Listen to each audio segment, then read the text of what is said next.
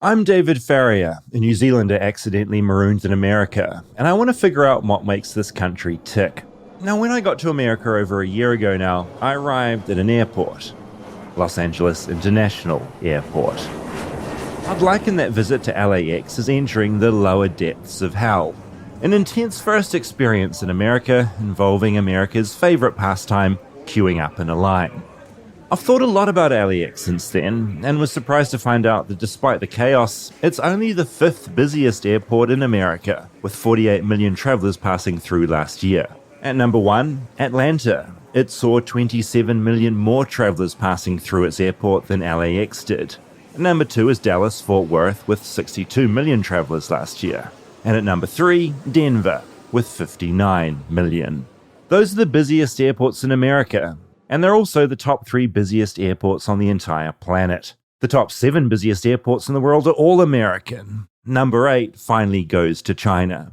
I suppose the busyness of major American airports can also be their downfall. A purgatory between one place and the next, the wait becoming too much for some. This morning, United Airlines firing this wheelchair attendant at Newark Airport after this viral video shows former NFL player Brandon Langley and the employee in a violent brawl. I want to know what makes American airports so popular and so American. So, get ready to remove those smelly shoes and that belt buckle and throw that water bottle in the bin immediately, because this is the Airports episode. Flightless, flightless. Flightless bird, touchdown in America.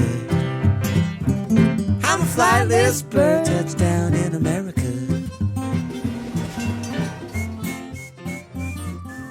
How do you feel about airports in general? Travel is a pain, but you brought up the Atlanta airport, and You let out a whoop yeah, I of did. support. I have a lot of pride. Some people have pride in their hometown baseball team, sports team. or Culinary dish. exactly. But I have pride in the Atlanta airport. What is it about the Atlanta airport, besides it being the busiest in the world, which That's blew why. my mind? Is there anything about it that sets it apart? Does it have good parking or good drop-off? No, it's bad, actually. It's bad. For the past year or so, when I've gone home, it's a big pain, and I'm stressed out every time my dad has to pick me up because I feel his stress. They like to get to the airport really early. He picks me up, and then, I call him. I'm like, I'm outside, and he's like, okay, start walking toward me. I'm like, no, what do you mean? Just Yeah, drive don't go it. on the move. That's how you get lost, when you just start aimlessly walking from a place. He wants me to meet him in the middle. And I'm like, I can't. Just come, pull over. But it stresses him out. So therefore, it stresses me out. My parents don't even have passports anymore. So they're in New Zealand. Their passports have expired. So they're literally just stranded, unable to leave. And they don't care. My parents don't like traveling. When they travel as well, they do a really strange thing, which I think maybe it's what a lot of older people do, where they don't trust that the hotel or the motel is going to have what they want. So they pack all their different teas and little milks and sugars and biscuits with them. Wow. They love biscuits. Loves cookies. Farriers always travel with cookies. Ooh, I love cookies. And so Wow. travel with them is a real disaster. Were you embarrassed when you as were a kid. traveling with them? Yeah, because we'd drive to a different city and go into a motel and we'd just be carrying boxes of stuff. Sort of like a move. It was kind of like moving house. Every time we Yes. went on holiday, we'd just move with all these boxes. You go to a hotel or a motel because it's different and it's got Yes. new things. Yeah. I just look around and it's just everything we've got at home. Traveling with milk is interesting. It is an interesting choice. Yeah. Yeah, and a bad choice. My friend Eddie in New Zealand, when I first came to America, I lent my car to him to drive around because he doesn't have a car. He's just got a scooter. I said, just look up to the car. It's yours. Just put oil in and run it so it doesn't end its life or anything like that. I got back, and a week before I'd gotten back, he'd left an old big thing of milk from the supermarket in the boot. It was really hot in New Zealand, and it exploded. Ew. And he only discovered this the day before I was coming back. So I came back to this car that was just disgusting. It just seeps into the very core of the car. And it rots. It never unstunk. The only way I could solve the problem, someone crashed into my car, wrote it off, got a new car. Okay, so I come over to America this time, right? I give my car again to Eddie. He's still got the scooter. David, So I give it fool back to me Milk once. Boy. Yeah, gave it to him. Okay. About 2 months into me being marooned here in America, he was involved in a huge pileup on the motorway, written off, don't have a car. He totaled the car. To be fair, it wasn't his fault. It was a pile. I mean, he would say that, wouldn't he? It was a pile up. Something happened in front of him. He couldn't get out of there quickly enough. Car destroyed. Maybe he left milk in there. I haven't sighted the car, actually, like the inside. It could be covered in milk. By the way, you might as well crash it if it smells that bad. No one wants to be in a car that That's why I was stinks. so glad when that car that got destroyed originally did get properly destroyed, because I don't have to smell old dairy every time I'm driving around. That's horrifying. Okay, this is a ding, ding, ding. We talked about it for a second on Armchair, but it's important that you weigh in. Speaking of the trunk of a car. So last week we did We something. call it the boot. Right. And we call it the trunk. Uh-oh. A boot you wear on your foot. Yeah, fair. Yeah. Or you can put a boot on a tire. Yeah. That's the car boot in America. Anyway, I picked you guys up, you and Rob, from Rob's house to go to a really fun dinner For our Thanksgiving epi. for our Thanksgiving. And when I got to my car, I realized, oh, fuck, it's a mess back here, as it usually is. You needed to fit 2 big boys in your car, and that wasn't going to happen. So I had to take all the stuff from the back seat and I threw it in the trunk. Now, this is the 6th or 7th time I've done this. So this was tippy top. I mean, it was a full-blown disaster back there. But I was like, but it's fine. There's an illusion of perfection. The back seat looks nice. The front looks good. And then I pull up. You guys open the trunk. First of all, don't open somebody's trunk without asking. Okay, Jeffrey Dahmer. But really, what if I did have a body back there So that's sort and of I was going to surprise you with that's it? violating privacy. In my opinion, yes. I think opening, I don't know what you call it here. We call it a glove box. Yeah, in New glove Zealand. compartment. Opening that is a privacy violation, because that is very private, a glove box. Really? I think so. More private than the boot. The boot is like an empty zone. In your case, I obviously opened it.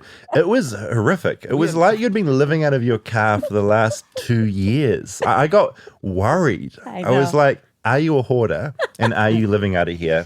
I was worried. Can you explain it? Because I still don't understand why there's so much stuff. Because my friend Rosabelle in New Zealand, she has a car that we all love. It's her mum's car. And her mum's favorite color is violet. So the number plate is violet, but spelt with an H instead of the O. So it's violate. So it's meant to be violet, violet, Oh. but it sounds like violate. So her number plate is just violate, which is very funny.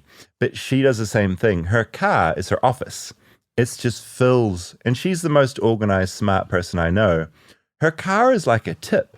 It's remarkable. And that's what your car was like, a tip.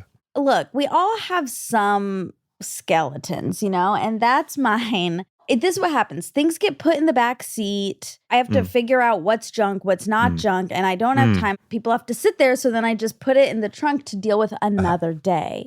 Do you ever take stuff from the trunk inside to sort it out at another location? Or is the car the sorting kind of space, the sorting room? Ideally, if I was living my best life, I would be able to park right in front of my door. When there's crap, I would just take it inside, throw it out, put it away, whatever. But I park far away, like It's the trip. a mile away I park. That's the Los Angeles thing I've noticed. I've got a lot of friends. If you don't have a garage, you're walking, you're Yes. parking, and then you're walking another mile to your house. It's wild. I've got a friend that lives up all these steps. Oh, yeah. And they park, and it's like this huge workout to get to the front door. Yeah, that would be bad for me. But yeah, so anyway, I was embarrassed. I felt violated. Oh, no. Ding, ding, ding. I'm sorry. No, I didn't. But I did clean it on Sunday because it had hit critical mass and it was time for me to clean it. And I did it. I'm sorry we made you feel bad. Also, they're really glad it motivated you to Yeah, have because a I found this beautiful, mug clean- back there. Mike is drinking with this dirty mug. That's been back there for like a year. A great thing about airports is that they don't involve cars; they involve planes. And Yeah, that's right. see, Good transition. I'm the opposite to you in that I love going to an airport. I'm like a child. I still get excited. I'm like, wow, I'm about to be in the air. I'm about to go to a new place. Yes. Isn't it amazing how sometimes there's Wi-Fi on a plane? How does that work? I'm amazed at the things you get on a plane. Yes. They're delivering you nuts. Incredible. The Wi-Fi thing is cool. How are they doing this? It feels like magic. But do you love it so much that you would rather do that than teleport?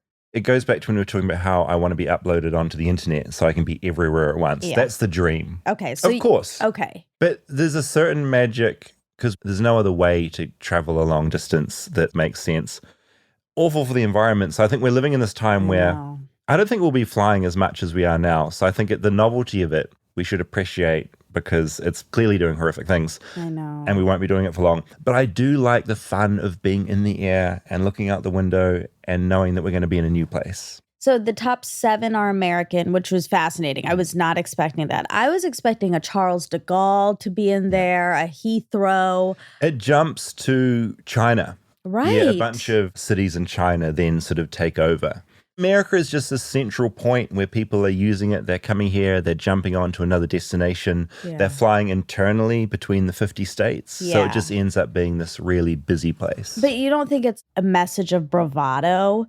Like even Trump, his whole thing was like, our airports are bad. Oh, we got to put more money in the infrastructure. I mean, look, I have thought it a few times after he said it, and I've been at bad airports. I'm like, God, he's kind of right.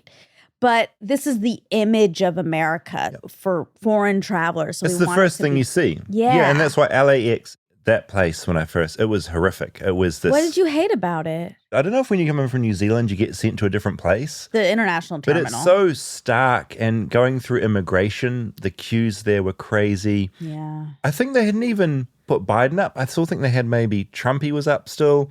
It was such an odd atmosphere and so many lines and so much confusion. It was stuffy. Yeah. It was just a bad airport. I wanted to learn more about airports. So as always, I put a little documentary together. This is my deep dive into airport culture. Okay. I wanted to find out what makes an American airport tick. And so, of course, to do this, I'd have to visit an American airport.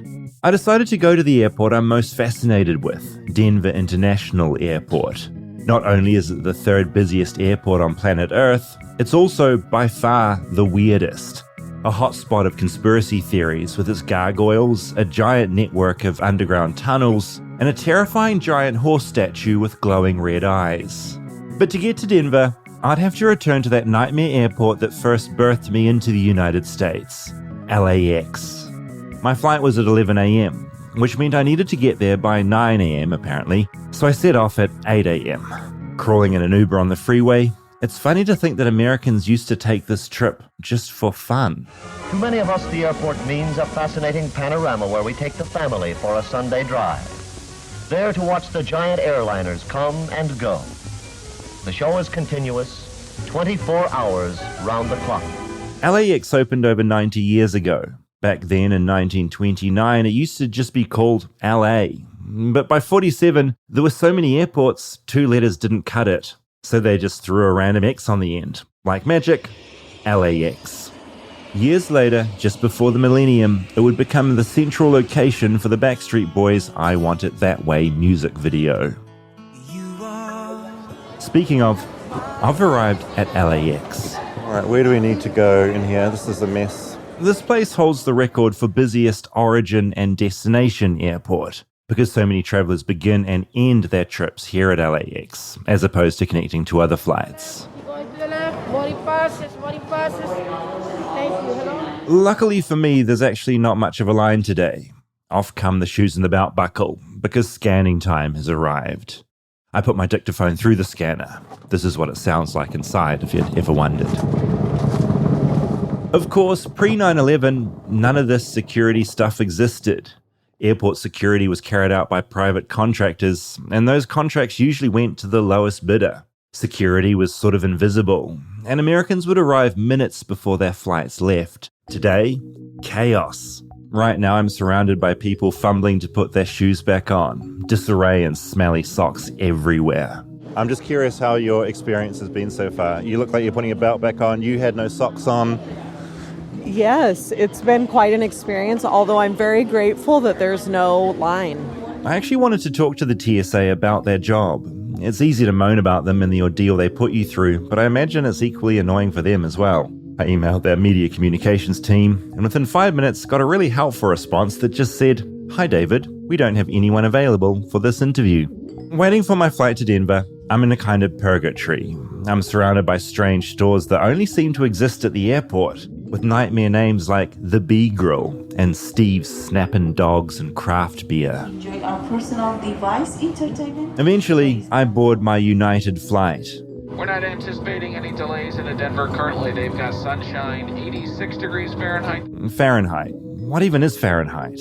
30 degrees Celsius is what it is to me. The plane ride is fine. I get a tiny bag of nuts to eat like I'm a little squirrel, and a few hours later we're descending into Denver International Airport. And I glimpse it out the window. The giant sculpture of a horse. People say it's cursed and represents the fourth horseman of the apocalypse. It's our pleasure to welcome you to our hometown city of Denver. Please stay comfortably seated until the seatbelt sign is off. In the terminal, I meet up with Stephanie Figueroa, the airport's public information officer. I actually do love that it's that busy because not one day is the same. Ever since this airport opened 27 years ago, there've been endless rumors and conspiracy theories about it. And I'm not surprised. Stephanie has taken me to a small monument inside the terminal. It's a time capsule that was placed there when the airport opened back in 1995. There's a line that says the New World Airport Commission, as well as there's a Freemason logo symbol on there, and so people have a lot to say about that. I mean, a Freemason symbol in the middle of an airport, along with a plaque saying New World Airport Commission, it does sound a lot like New World Order Airport Commission, right? Yeah, you see it as New World Airport Commission, but really the way it was intended to be read was New World Airport Commission.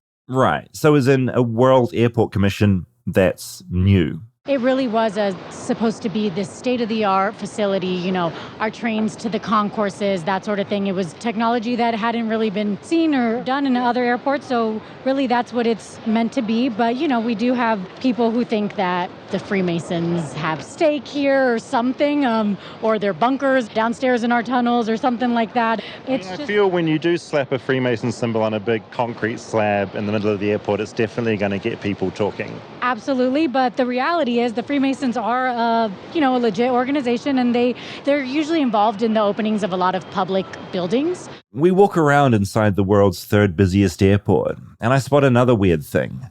A gargoyle looking down at us. Gargoyles are scary. I don't think they should have them at airports. It is quite weird. I mean, there's a sort of an open suitcase, and there's a gargoyle crouched in the suitcase. He's got his mouth open, his tongue's kind of lolling out. A lot of people feel that the gargoyles are to be feared, or that they're evil somehow or something, prophesizing the New World Order.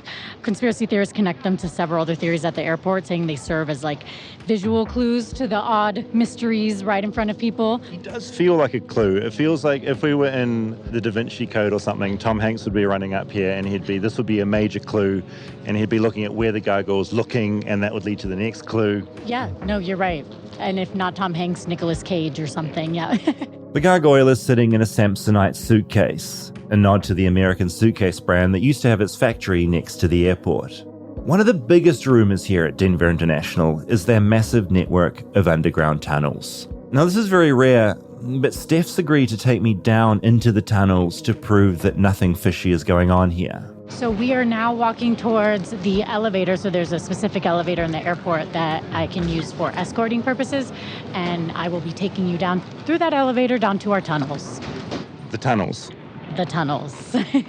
So people think that we're hiding something below the airport, that there's either bunkers for the world's elite or offices or headquarters for the Freemasons.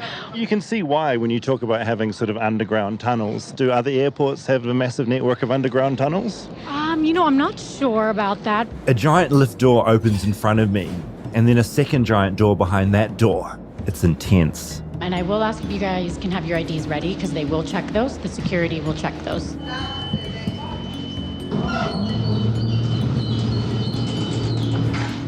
We descend underground, deep beneath the airport. It's like being in one of those giant scary elevators you take in a video game like Doom. This is the most dramatic elevator I've ever been into. It is. It definitely is. It has a certain aura of like suspense. The doors open, and we pass through a security checkpoint with 3 guards. Okay, so we're in the underground tunnel network. We certainly are. All I can say about these tunnels is that they're big and vast. We hop in a golf buggy and Steph starts driving down one of them. It splits off into another, and then another. It's almost 2 miles of tunnels, north and south, and then about 0.6 miles east and west. Above us is this strange, intricate network of tracks, which apparently are what these tunnels were built for originally. When the airport was first built, this was originally our baggage handling system. And so this was transporting the luggage, but it actually failed before the airport even opened. It never actually worked. The technology just wasn't quite there at the time. Maybe got a little bit ahead of ourselves in building this and thinking it was gonna do what it was intended to do, but unfortunately it didn't. Trying to get this underground baggage handling system to work was one of the reasons for the big delay in opening this airport. It ended up falling 16 months behind schedule and going millions over budget. The whole thing ended up costing $4.8 billion by the time it was opened in 1995. Now, we've been twisting and turning through these tunnels for ages now. It's hot, and we finally pop up into some daylight. I look out and see the airfield right there. We're in the middle of it. All right, so we could drive out if we wanted to. We could. I'm not going to do that. You'd get fired instantly. No, I can. I don't feel that comfortable driving on the airfield, when it's me and this golf cart against an airplane. I'm not going to win. We descend back down again. We get a bit lost. I think you're lost. I am a little lost. I know I'm on the east side going south. But eventually get back to the security checkpoint where we started. I've seen no members of the New World Order or any lizard people down here, but it's a relief to get back into that lift and return to the surface. Upstairs, I'm introduced to Samantha Weston. She's in charge of the art at the airport, like that gargoyle. She tells me about some other strange art at the airport, including some murals that I can only describe as really, really intense. Like there's a character in a military outfit who's wearing a gas mask while gripping a semi-automatic rifle and a giant sword, while the mother cries, gripping her limp, lifeless child. I told you it was full on. What's it doing at an airport? So one of the murals is called Children of the World Dream of Peace. And that's the one that you're referring to that has the gas masked figure and the swords. When you look at it on one side of the image, it has kind of a destroyed city, a domineering figure. You can see people fleeing away from it. I mean, you can see why it freaks people out a little bit. I do. But if you look at it, there's a faint image line of like a rainbow rising above the children that are in the bottom of the mural. And if you follow the rainbow up, it leads you to the other side of the mural. So on the other side of the mural, that once domineering figure has fallen in defeat. All of the children are coming together and rejoicing. War is gone, violence is gone. All of the children are from different countries and they're bringing forward weapons from their country to be destroyed together. I see. So they're not like stockpiling weapons to use, they're getting rid of them. They are. There's a banner across the mural that has the word peace in several different languages. So it really is a lovely message. I wonder if maybe it's just a bit too subtle for some. I guess in a way, Denver Airport is the busiest art gallery in America. Nearly 60 million visitors a year. Not bad. Steph and Samantha take me to a ute in the car park. Maybe you don't have the word ute in America. I think you call them pickups. Anyway, we get in and start driving away from the airport and towards Denver's biggest attraction and biggest mystery. The giant blue horse I saw when I flew in. Mustang is one of our more controversial pieces. People call it Blucifer, as in Blue Lucifer. It also goes by Satan's Stallion and the Blue Stallion of Death.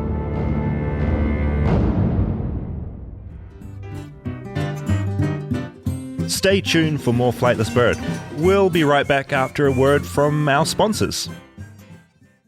Flightless Bird is brought to you by Athletic Greens. Now, I started taking AG1 because my diet's not great. I love cheeseburgers and I peck at things during the day like a bird, but not a lot of green things. So I take it because I need it. With one delicious scoop of AG1, you're absorbing 75 high-quality vitamins, minerals, whole food source superfoods, probiotics, and adaptogens to help you start your day right. The special blend of ingredients supports your gut health, your nervous system, your immune system, your energy, recovery, and focus.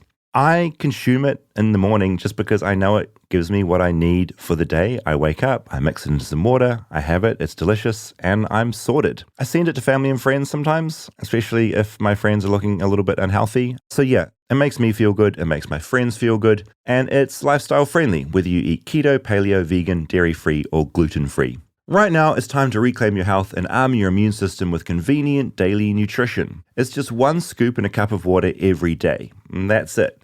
No need for a million different pills and supplements to look out for your health. To make it easy, Athletic Greens is going to give you a free 1-year supply of immune-supporting vitamin D and 5 free travel packs with your first purchase. All you have to do is visit athleticgreens.com/flightless. Again, that's athleticgreens.com/flightless to take ownership over your health and pick up the ultimate daily nutritional insurance.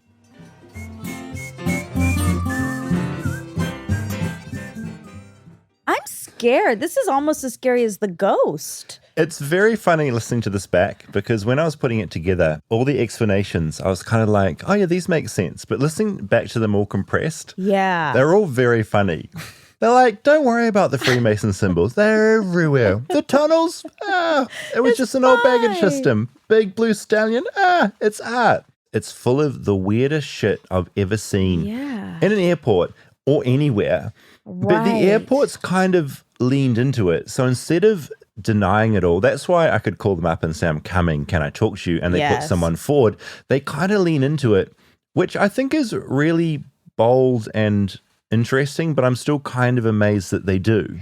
Well, yeah, it almost feels like now they're making it its own tourist attraction. Totally, which like, is smart. Come to the airport and check out all this demonic stuff. And Jay-Z lives under here. It's one of the theories. I know. There's another theory that the coordinates of where the airport are the same coordinates, I think, where the aliens landed in Close Encounters of the Third Kind. What? And the coordinates are really close, but they are a bit further away. Okay, fact But check. there's so much weird shit about this airport. And to witness all that, the gargoyle looking down at you as you're waiting for your luggage, the artwork, which if you don't look to the peaceful side of the artwork and you just look at the sort of the war side, it's truly deranged. I've been to that airport and I haven't noticed any of this. I know. I think because if you don't look up at the right place, you miss the gargoyle. Yeah. If you don't look out the window or when you're leaving the airport, maybe you're looking at the road instead of the big horse, you miss all of it. Yeah. But it's all there. And once you know it's there, you can't ever unsee it. I want to get a gargoyle for my house. Oh, To sit where will it sit? on the roof. Oh, that's so good. So it'll scare your ghost away and it'll scare all of the baddies. I love that when I brought up the gargoyle, she's like, it's just a gargoyle. It's fine. It's not nothing. evil. It's okay. I know, it's kind of scary. All those people who you talk to, it feels like they've been trained or they've been hypnotized. It is that feeling of like, oh, they're protesting too much about this stuff. Yeah, I think they're in a cult. They're all so lovely, and I don't want to shit on them, but listening back, they're making me more suspicious of all of the things that I encountered there. So the tunnels, I want to hear about that experience. Did you get claustrophobic? I mean, you love tunnels. I do love tunnels. And, my dad dug me a tunnel under the driveway. I sort of lived in there for a number of years, but I was allowed to come out of the tunnel. But no, it was exciting. These are big networks of tunnels. So it's not like this sort of soil on the roof. They're all concreted up. Right. There's golf carts everywhere. They still transport baggage in the tunnels, but they're all on carts. So this futuristic system that was meant to like zhuzh it along these conveyor belts, that all failed. There were software errors. I think the first country to actually use that system properly, I believe, was Egypt. So they got it right, while Denver completely messed it up. Really? So yeah, it's still used for transport, but it's weird. We were driving really fast. I haven't been on many golf carts, but we were driving fast. Yeah. And they went on and on and on. And when we just popped up in the middle of the runway, I was like, wow, we're on the runway. It was incredible. That's crazy. It was a trip. The other thing I wanted to cover, because the TSA refused to talk to me. Okay. I really wanted to talk to the TSA for this, but they just blatantly were like, no.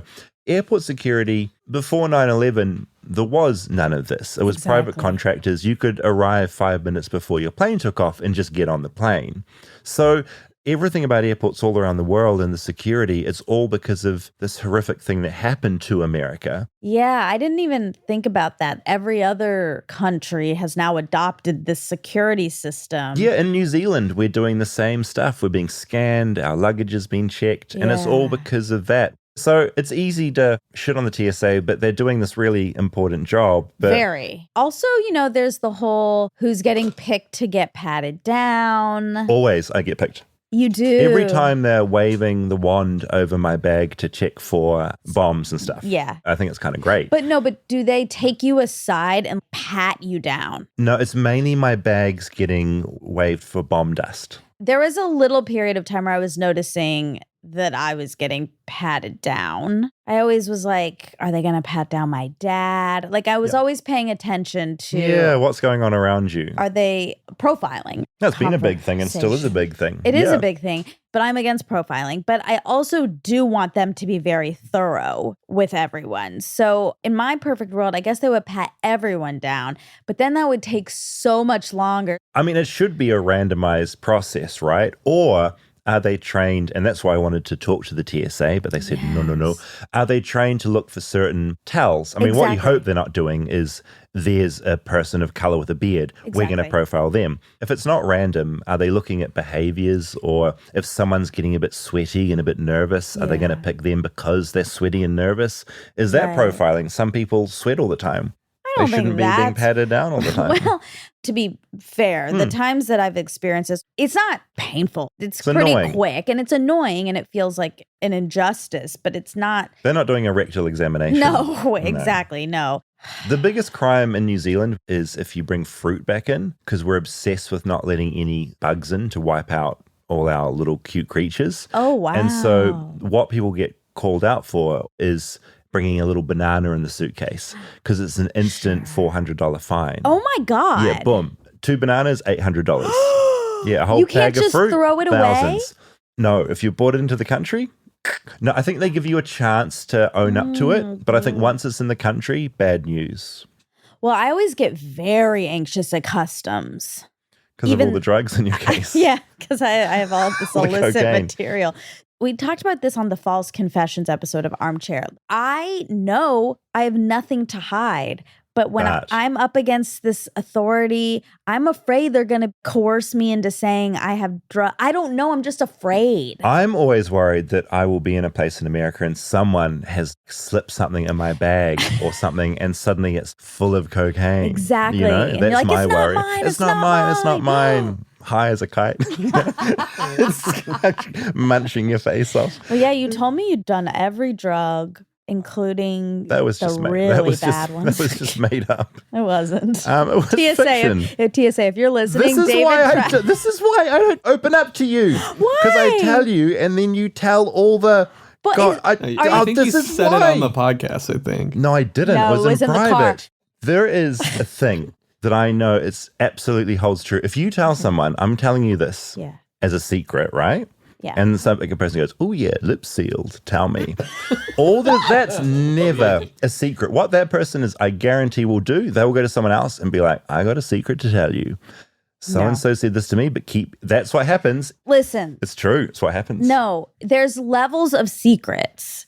If there is a secret that you're sharing and you are like, this is really scary for me to share, or I don't want to talk about this, but I need to talk about this, or please don't tell anyone. That is a high level secret. But you in the back of my car with Rob saying, when I say, have you done I know any not to drugs? blab to Rob. That was the first mistake. Well, he was there. I'm surprised by you, though, broadcasting this information. My point is, if I was hypothetically going to do some sort of illicit substance and then I told you in a car ride, I shouldn't need to tell you it's a secret. It's implicit. To me, that is not. Why is that a secret? The cops will come. Wait, no. The cops are going to come get you because The you've cops done will come. drugs. Okay. Is the gate locked? This is Going insane. into hiding. I'm changing my hair. This is America. In America. It's scary here. They put you in prison for drugs. Not for saying that you've done drugs That's on right. a podcast. Most people in this country do drugs. It's not a secret. That of all things, I would never, ever have expected you to think was a secret. So I am sorry that I said it because you meant it to be a secret, but we talk After about this, drugs. we're going to go out and we'll go to a diner or something and we're going to make a list of all the things I've told you. And I'm going to make 2 columns next to it, secret and public. And I'm going to get you to tick what you think each of those categories is. I love this game. And I will then go in through and assess it. Okay. Whether you are correct in the secrets or public game. You've only told me like 3, I guess 4 if we're including this, secrets. And you need to tell me like 6 or 7 more before we can play this game. Okay, Wow. Okay, just let's quickly. learn more about airports. Yeah, airports. All right. So I guess it's a ding, ding, ding because there are secrets at that airport. there are secrets at this Yeah. airport, and we're about to get into the last big secret. So we're sort of pulling off the freeway. Is this a freeway we're on? I'm confused about American roads. It's technically Pena Boulevard. It's a boulevard, not a freeway. When does a freeway become... Oh, shit. Okay. Well, you're really off-road now. Samantha's done a sharp turn, and we're on dirt and grass barreling towards Lucifer. Huge blue Lucifer. He's impressive, isn't he? He is. He? She. I've been saying he this whole time. Oh, yeah, you can see it. Yeah, it's definitely a he. It's definitely a he. There's no denying that. We pull up about 10 meters away from this giant horse, and I can see what they mean. Yeah, I mean, you can see the balls, can't you, really? It's definitely a male. Yes. Very veiny. It's very detailed. There's nothing left to the imagination. Nope. I'm looking at the anus, the taint, and the testicles and the penis. We like to think of him as more of a protector of the airport and of its passengers. Looking up at Lucifer, he's majestic. He's actually a Mustang, an all-American horse, descended from horses brought to America by the Spanish. This particular Mustang is the creation of Luis Jimenez, an artist who loved creating giant sculptures, learning much of his trade from his father. This is him talking in an old documentary. My father was an artist from the time he was a very young man. He became a sign painter, and I just grew up helping my dad, helping him on his projects. Some of his neon signs were actually sculptural projects. Growing up near the Mexican border, Luis studied architecture at the University of Texas before moving to Mexico, where he studied the giant murals there. Inspired by that and his dad, a lot of his work was about the battle of the working class and minorities. I grew up on the border. I saw illegal families crossing. And my father was illegal from the time he was 9 until I was born when he was 25. I decided that's what I would focus on. The horse I'm staring at now was his last ever creation. It fell on top of him in 2016, severing an artery and killing him. 2 years after his death, it was installed here at the Denver airport. His sons had finished the job, and it turns out those glowing red eyes that terrify passengers arriving late at night are a tribute to Lewis's father and his neon sign shop. Some people find the red eyes a bit unsettling, but I think it really stems from just not knowing the full story in the background of the piece. And I love his eyes. I love that he's looking at you. I love that you can see him from far away. And to me, it's a very strong, positive presence. And it's just such a, while a tragic story, but also a sweet story of how this artwork did come to Den and how it was finished by the family and his studio. And I think it's really just an overwhelmingly loving message, and that we're really proud to have him here at the airport. Standing there looking up at this giant Mustang, I wonder which bit fell on the artist. The head is actually what unfortunately fell on him while he was painting. The head was all originally painted by the artist, while the lower 2/3 were finished by his sons. Now he sits here just outside the airport, a metaphorical gateway to the non-metaphorical American West. My journey has come to an end. My airport journey, I mean. Before going back to LA, I take an Uber to see a few more sights and sounds in Denver. Shane picks me up, and he tells me he's lived in Denver his whole life. What's your favorite thing about living in Denver? I always tell people if you get bored around here, it's your own fault. There's always something to do. Shane has no idea what I've been doing here, but he just starts talking to me about Lucifer. Anyway, before the project was complete, the horse actually fell on top of the artist and it killed the original artist. I knew all this, the horse, the severed artery, the death, but then a new twist. And as the story goes, the city was trying to get out of the contract. It was something like a $300,000 commission, something in that range. The story is that his family sued and completed the project and made the city take possession. This whole time I'd assumed the airport had championed Lucifer. It's kind of strange to think that at one point they didn't want their iconic mascot. I do some digging later that night, and Shane, my driver, was mostly right. While making the Mustang, the artist missed a bunch of deadlines, and the project got dragged out for a decade. This was partly due to his heart problems, and the fact that when he was a kid, he'd been shot in the eye by a BB gun, which left him with migraines and eventually only one eye. Work was slow. So Denver International Airport did something very American and sued him for $165,000, the amount it had already paid him up front. Jimenez countersued the airport, and eventually the airport and the artist reached an agreement. Blucifer would be completed. Staring up at the horse now, I'm glad the artist battled to complete him. Sure, the horse killed him, but here his creation stands, a weird, fitting monument to one of the world's busiest, weirdest airports. Yeah, it was a really weird episode to write. I bought you a pin. The airport's made pins of Blucifer, and I just want to give this to you so you can sort of see what he's like. Okay, I feel like this is sweet and I'm scared. Ew. Oh, he's huge and majestic. Not ew. What do you mean? Yes, ew. I've been looking at pictures of That him. is so scary. Yeah, so just the idea is he's big and blue. So if you fly in during the day, you just see this big blue horse. At night, they turn the red eyes on, which were a nod to his father, who worked with a lot of neon lights. Well, do you know what it else? It's also a nod to the fact that he had one eye and he was upset about eyes. Potentially, that is a theory that could be true. That's my theory. They glow at you in such an intense way for flying in at night. It looks truly terrifying. Most people can't go up to stand under Blucifer. He's off in the distance and there's a motorway around it. But because I was with the airport, they escorted me over there. And standing underneath this, it's the biggest anus I've ever seen. And the taint, which is the bit of skin from the anus to the bottom of the testicles, the testicles come down.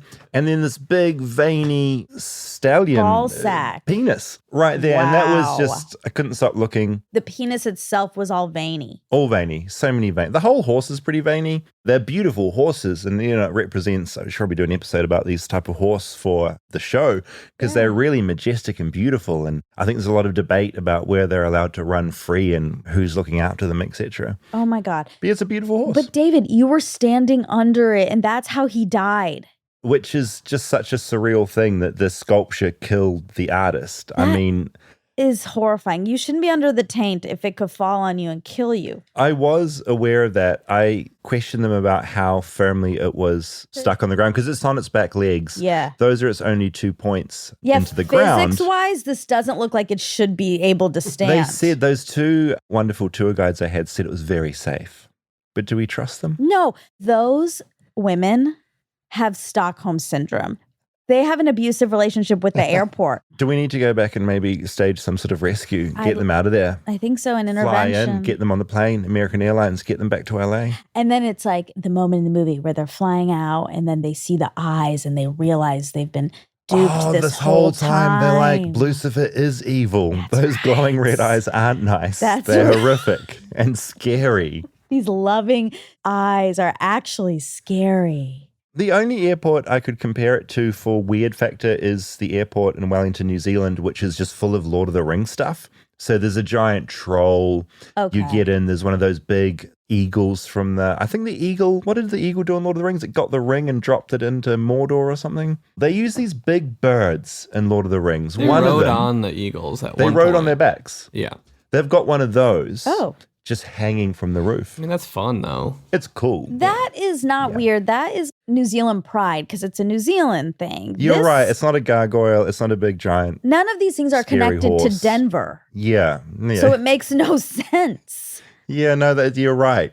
Apart from the Samsonite suitcase that the gargoyle's sitting in, it's all completely unrelated and deeply unusual. The cool thing about it is, and I hadn't thought about this beforehand, is that the art in airports, it's public art. Some people never go to a gallery. They don't want to. Airports are this amazing place where you can witness all this stuff. That's kind of cool. It is cool. When you are a budding artist, do you dream of being in the Met or the Louvre or the Denver airport? Yeah, no, it's kind of true, though. More people are going to see your stuff in Denver airport than some contemporary trendy gallery in New York. And that's kind of neat. Yeah. I kind of love that. It is cool. Real quick sidebar on suitcases. What's your brand? I use American Tourist. How ironic. Yeah. I got it in New Zealand. They've never worn out. They're sort of light. They're fine. I'm not one of these people that really worries about what the luggage. Occasionally I've been like, I wish my luggage looked a bit cooler. Yeah. But it's never forced me to go and get cool luggage. Okay. What about you? I have a lot of Away luggage, which I love. It's a great brand. But the problem with Away, a lot of people have Away luggage. sometimes I get very freaked out because I feel like someone's going to take or mine, you'll take someone else's. Or I always check. You need to put stickers on it. No, that's of a band ugly. you like. No. Yeah, put stickers all over it. I'm not doing that. I think it would solve the problem. I'm just giving you solutions for this problem. Sometimes I put a little ribbon on. Oh, that's nice. That's what I do. A little ribbon. Just tie something over? Yeah. So I have away luggage, but then I've been upping my game lately. So I have a To-Me. Okay, here's what happens. I go to places and then I buy a lot of shit. Mm-hmm. That's a common traveling thing. And so then I will often have to buy a suitcase at my location. Yeah, to bring the mother load back. That's right. So back to your trunk of your car, shove it in there. Exactly where all this stuff just ends up in the boot. When I was in Spain and Paris, I bought a Rimowa. Now, Rimowas are very fancy. I have a little fear about my Rimowa. I'm worried it's a fake. Oh, no. Yeah. Are there any tells? Sort of the zip starting to sort of break, or is it just painted color? The logo's a big sticker. It looks right. Bought it from a man in an alley. Well, no, I did buy it from not a man in an alley. No, a store in Spain, but it wasn't a Rimowa store. It was a suitcase store, and they had other good brands. They had some Samsonites and stuff, and they had a couple of Rimowas, but I didn't think at all that it would be a fake. But it was pretty affordable considering. I just figure it's like an old model. It has an extra clasp. There's 2 clasps normally, and this one has a like third. A suitcase detective over here. Well, I got freaked out because Max and Callie were there, and they were starting to look up Rimowas, and they're like, well, which one's yours? And I couldn't find it. So let's talk about this a little bit. I'm scared. I'm really scared. I really don't want it to be fake. The suitcase is essentially, you chuck your stuff in, you zip it up. There's things now where people are packing things in separate compartments and like zipping things up in different plastic areas and separating it all out. Do you get involved in any of that rigmarole? Or are you just throwing everything in the one big area, like the boot of your car? Do you treat your suitcase like the boot of your car? A little bit. Yeah, same. Yeah. It's the only way to travel. I sort. But what do you mean you I've seen your suitcase. It's very neat. Really? Yeah, I'm even fold my dirty clothes and put it in the lid, the top portion. Are you supposed to put dirty clothes there? No, I do once I'm traveling, but sweaters and shoes I put up there. Okay. I put shoes there and toiletry bag. The dirty stuff is the most annoying thing when you travel. Like a smelly t-shirt, like where's that going? Are you bagging that off in another area? I know. What are you doing? And how early do you pack for a trip? Like, let's say you're leaving tomorrow. No, Day I'm sorry, before Saturday. is the latest. Because I also have to be organized, because what I do now, I set myself a challenge where I never want to check something in. So that really requires some discipline and some thought. So a day before is the latest I'd leave it. What about you? I'm often morning of. Oh, your last minute's a boot problem. It's a boot. You live. This is interesting. I'm night before, though. You're night before. Night before or morning. Hasty. Morning of if it's like a 4 p.m. flight. Well, it also depends on how long you're going. If this is like a 2-week trip, then a day or two This is a before. genuine question with American airports. How soon for a domestic flight would you want to be pulling up to the front of the airport? I'm push pushing the the limits. boundaries now, but still not crazy. So I arrive 2 hours minimum before, but I always For get through domestic. and I'm waiting for domestic. And I'm 90 waiting minutes. about an hour just sat there at some terrible, weird store that only exists in an airport eating some terrible pizza. The problem is the airport's far away, so you have to manage the traffic. You must have a defined thing, or does it depend on your mood on the day? How busy the airport would be at that time, how busy traffic is to get over there. If it's Thanksgiving weekend, obviously I'm going much earlier. Yeah. But There's so many nightmares. an hour and 15 minutes. Okay, all right. Yeah. Worst trip you've ever had, finally? If you had a real nightmare airport where you haven't gone onto a flight. I had a flight where someone was dead in the back seat. No. He just popped a seatbelt on and covered him over with a blanket. Yeah, we all die. It's going to happen to all of us. David! Some of us will be on a plane at the time. It's going to happen. Where they don't have anywhere to sort of put you, or if they do, maybe it was full of storage or something. I've heard that on cruise ships, the freezer where they keep the ice cream, that's usually where they'll pop the bodies as well, because there's nowhere to put them on a cruise ship. So they'll just put them where the ice cream is. So on a plane, they don't have a big freezer, do they? So they just make sure you're belted up, because if you go through turbulence, you don't want the body bouncing down the aisle. and cover them with a little blanket. Wait, that's really funny because we did an Armchair Anonymous really early on about craziest thing that's happened on a flight. And one woman told a story about a guy who died. He had a heart attack in the bathroom and they just put him in first class, which is cool. Finally gets to ride first class. And yeah, they buckled him in and then a nurse or somebody sat next to him. Oh my goodness. But so he was behind you, dead guy? Yeah, he was in economy. They didn't bump him up.